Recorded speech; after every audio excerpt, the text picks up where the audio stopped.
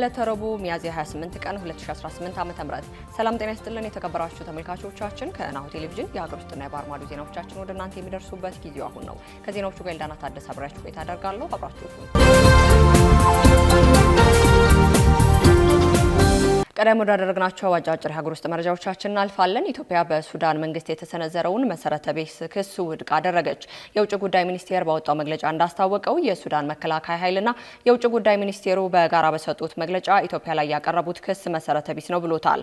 የኢትዮጵያና የሱዳን ሕዝብ ያላቸውን ታሪካዊ ግንኙነት ከግምት ውስጥ በማስገባት ሱዳን የእርስ በርስ ጦርነት ወቅት አንዳንድ ታጣቂዎች የኢትዮጵያን ሉዓላዊነትና የግዛት አንድነትን በመጣስ የሚያደርጉትን ትንኮሳ ለሕዝብ ይፋ ከማድረግ መቆጠቡንም አንስቷል። የሱዳን ጦር የህወሓት ቅጥረኛ ወታደሮችን በእርስ በርስ ጦርነት ውስጥ ማሳተፍና ለነዚህ ቅጥረኞች ወታደራዊ የጦር መሳሪያና የገንዘብ ድጋፍ በማድረግ በምዕራብ ኢትዮጵያ ትንኮሳ እንዲፈጸም ማድረጉንም ጠቅሷል። በሱዳን የእርስ በርስ ጦርነት የህወሓት ቅጥረኛ ወታደሮች በግልጽ ሲንቀሳቀሱ መታየታቸውን ሱዳን ለተለያዩ ጸረ ኢትዮጵያ ኃይሎች መናኸሪያ ሆና እያገለገለች መሆኑን የሚያሳዩ ታማኝ መረጃዎች ናቸው ብለዋል። መሰል ድርጊቶችና ቀደም ሲል በሱዳን ጦርና በባለስልጣናቱ የተሰነዘሩ ወንጀሎች እኩይ አጀንዳዎችን ለማራመድ የሚፈልጉ የውጭ ኃይሎች ዓላማን ለማሳካት ያለመ መሆኑንም አመላክቷል። ኢትዮጵያ በዚህ አስቸጋሪ ወቅት ከሱዳን ህዝቦች ጋር አጋርነቷንና ያላትን ወዳጅነት አጠናክራ ትቀጥላለች ያለው የውጭ ጉዳይ ሚኒስቴር ኢትዮጵያ የሱዳንን የእርስ በርስ ጦርነት በውይይት ይፈታ ብላ እንደምታምንም አስገንዝበዋል። በተጨማሪም ኢትዮጵያ በሱዳን የሲቪል መንግስታት እንዲመሰረት አስቸኳይ የሰብአዊ እርዳታና ዘላቂ የተኩስ አቁም ስምምነት እንዲደረግ እንዲሁም ደግሞ ግልጽ የሲቪል መር ውይይት ለማድረግ አስፈላጊ ነው ብላ እንደምታምንም አብራርቷል። ሪፖርተር ጋዜጣ የሰራው ዘገባ ፍጹም የተሳሳተና የተዛባ ነው ሲል ፌዴራል ፖሊስ ገለጸ። የኢትዮጵያ ፌዴራል ፖሊስ ከፍተኛ ባለስልጣናትና ታዋቂ አርቲስቶች ከ98 ቢሊዮን ብር በላይ መዝብረዋል፣ በኦዲት ተረጋግጧል በሚል በሪፖርተር ጋዜጣ በቅርቡ የተዘገበው መረጃ ፍጹም የተሳሳተና የተዛባ ነው ሲል በጽኑ ተችቷል። ፖሊስ እንደገለጸው ጋዜጣው ለሕዝብ ተወካዮች ምክር ቤት የቀረበውን የ9 ወር የስራ አፈጻጸም ሪፖርት መነሻ በማድረግ የሪፖርት ዝርዝር ይዘት ወደ ጎን በመተው ሕዝብን የሚያሳሰት ዛባ መረጃ ሰርቷልም ብለዋል። እውነታው 78 ቢሊዮን ብር በየወንጀል አይነቱ ሲተመንም 7 ቢሊዮን ብር በሙስና ወንጀል ማለትም ደግሞ ከማዳበሪያ ግዢ እና ከባንክ ማጭበርበር ጋር የተያያዘን ጨምሮ 6.4 ቢሊዮን ብር በጉምሩክና ታክስ ወንጀሎች ከታክስ ስወራና የኮንትሮባንድ ወንጀሎችን ጨምሮ 13.7 ቢሊዮን ብር በተደራጀና ልዩ ልዩ ወንጀሎች ማለትም ደግሞ ህገወጥ የሰዎችና የገንዘብ ዝውውር እንዲሁም የማዕድን ዝውውርን ጨምሮ 44.9 ቢሊዮን ብር በፋይናንስና ንግድ ነክ ወንጀሎች ኢትዮጵያውያንና የውጭ ሀገር ዜጎች የተሳተፉበት ህገወጥ ሐዋላ የሳይበር ወንጀል እንዲሁም ደግሞ የንግድ ነክ ወንጀሎች በተለይም ከፊንቴክ ድርጅት ጋርና ከአርቲስቶች ጋር በተያያዘ 1400 ሰዎች ላይ የደረሰው 1.7 ቢሊዮን ብር ጉዳትን ጨምሮ 6 ቢሊዮን ብር የሚገመት ለሽብርና ለሌሎች የተለያዩ ወንጀሎች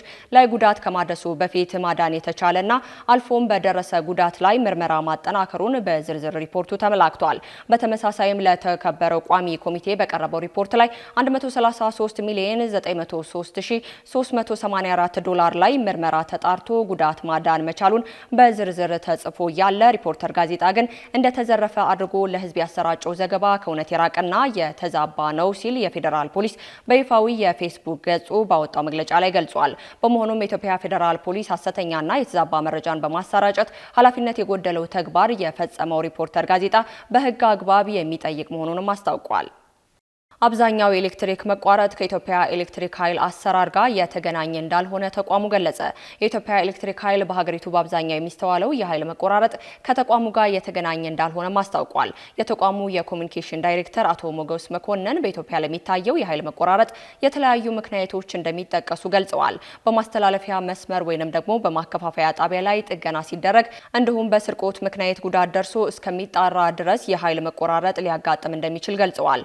ተቋሙ ይህንን አስቀድሞ ለህብረተሰቡ የሚያሳውቅ መሆኑን ጠቁመው ሆኖም አብዛኛው የኃይል መቆራረጥ ምክንያት ከኢትዮጵያ ኤሌክትሪክ ኃይል ተቋማት ጋር የሚገናኝ አለመሆኑን ተናግረዋል።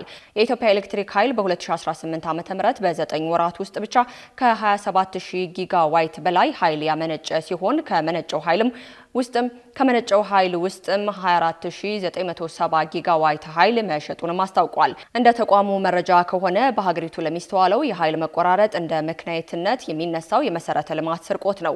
በኢትዮጵያ የወንጀል ሕግ አንቀጽ 666 መሰረት የኃይል መሰረተ ልማቶችን መስረቅ በሕግ የሚያስጠይቅ ከባድ ወንጀል ነው ተብሏል። በዚህም ማንኛውም ሰው ተገቢ ያልሆነ ብልጽግናን ለማግኘት ወይንም ለሌላ ሰው ለማስገኘት በማሰብ የሌላ ሰው ከሆነ የኃይል ማመንጫ ወይንም ለሌላ ሰው ከተዘረጋ መስመር ላይ ጋዝ፣ እንፋሎት፣ ኤሌክትሪክ ወይንም ደግሞ ሌላ አይነት የኃይልን በመውሰድ የራሱ ያደረጋል ወይንም ደግሞ የተገለገለ እንደሆነ እንደ ጥፋቱ አይነት በቀላሉ እስራት ወይንም ደግሞ ከ5 ዓመት በማይበልጥ ጽኑ እስራት እንዲቀጣ ይደነግጋልም ተብሏል።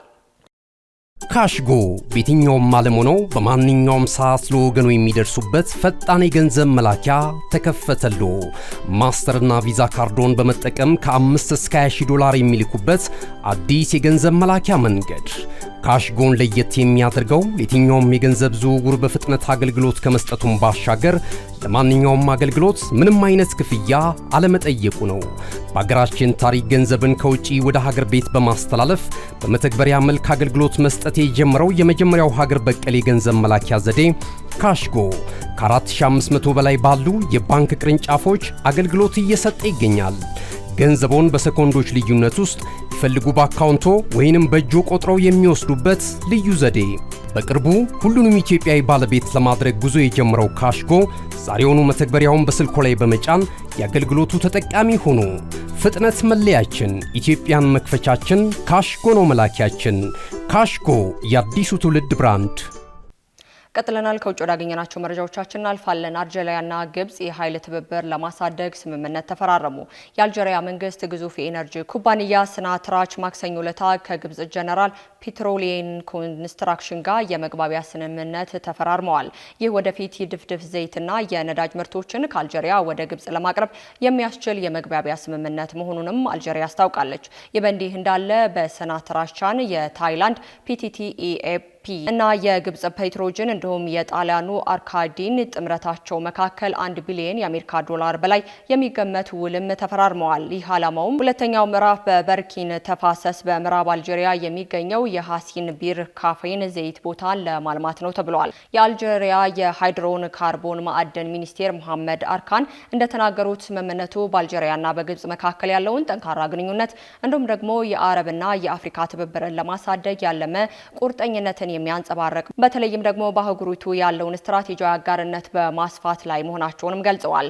የግብጽ ነዳጅና ማዕድን ሀብት ሚኒስቴር ካርሚን በበኩላቸው የሁለትዮሽ ትብብሩ ለኢነርጂ ስትራቴጂ ያለውን ጠቀሜታ አስገንዝበው የመግባቢያ ስምምነቱ የአልጄሪያን የነዳጅ ምርቶች ወደ ግብጽ ገበያ የሚገቡበትን ሁኔታ እንዲመቻች ይደረጋልም ሲሉ ዘግበዋል። የመግባቢያ ሰነዱ የአልጄሪያ የነዳጅ ምርት ወደ ግብጽ ገበያ የሚገቡበትን ሁኔታ እንዲመቻች ይደረጋል ማለታቸውን ዥዋንግ ዘግበዋል። በመጨረሻም ትራምፕ በሆርሙዝ የባህር ሰርጥ የጀመሩትን ወታደራዊ ዘመቻ በጊዜያዊነት አግደዋል። የኢራን ድርድር መሻሻል ማሳየቱን ተከትሎ ትራምፕ በሆርሙዝ ሰርጥ የጀመሩትን ወታደራዊ ዘመቻ በጊዜያዊነት ማገዳቸውን አስታውቀዋል። የአሜሪካኑ ፕሬዝዳንት ዶናልድ ትራምፕ ከኢራን ጋር እያደረጉት ያለውን ድርድር መሻሻል ማሳየቱን በመጥቀስ በሆርሙዝ ሰርጥ በኩል የሚያልፉ መርከቦችን ለማጀብ ተጀምሮ የነበረው ወታደራዊ ዘመቻ ለጊዜው እንዲቆም ትዕዛዝ አስተላልፈዋል። የነጻነት ፕሮጀክት በሚል መጠሪያ የተጀመረውና በስትራቴጂያዊ ሰርጥ በኩል መርከቦችን ለማጀብ የታቀደው ይህ ዘመቻ ለሚደረገው ስምምነት እድል ለመስጠት ሲባል ለተወሰነ ጊዜ እንዲቆም መወሰናቸውን ፕሬዝዳንቱ አስታውቀዋል። ትራምፕ ይህንን ውሳኔ የተላለፈው ፓኪስታንን ጨምሮ ከተለያዩ ሀገራት የቀረበላቸውን ጥያቄ መሰረት በማድረግ መሆኑንና ከቴህራን ጋር የሚደረገው ንግግር ውጤት ሊያመጣ የሚችልበት ደረጃ ላይ በመድረሱ መሆኑንም ገልጸዋል። እነሆ የምስራች! የ10 አየር መንገድ የበረራ ትኬት ለውድ ደንበኞቹ በተቀላጠፈና አስተማማኝ በሆነ መንገድ እያቀረበ ያለው። በዚህም በደንበኞቹ የተመሰገነው ጉዞጎ አሁን ደግሞ ተደራሽነቱን በማስፋት ተጨማሪ ባንኮችን በማካተት ለውድ ደንበኞቹ የበለጠ አስተማማኝ ለመሆን ችሏል። የጉዞጎን አፕሊኬሽን ከአፕ ስቶር ወይም ከፕላይ ስቶር በማውረድ የመነሻና የመድረሻ ከተማዎትን መርጠው ዋጋ አወዳድረው የሀገር ውስጥም ሆነ ዓለም አቀፍ በረራ ማድረግ ካሰቡ የበረራ ትኬቶን ክፍያ በአቅራቢያው በሚገኙ ባንኮች አንድም በአካል በመሄድ ወይም በኦንላይን የክፍያ አማራጮች ክፍያዎትን በመፈጸም የበረራ ትኬቶን በእጅ ያስገቡ። ከዚህም በተጨማሪ እንደ ሁል ጊዜው ወደ ጉዞጎ የጥሪ ማዕከላችን 7473 በመደወል ከሙሉ የበረራ መረጃ ጋር የ24 ሰዓት የትኬት አገልግሎት ማግኘት እንደሚችሉ ስናበስሮ በታላቅ ደስታ ነው። ለበረራዎ ጉዞጎ።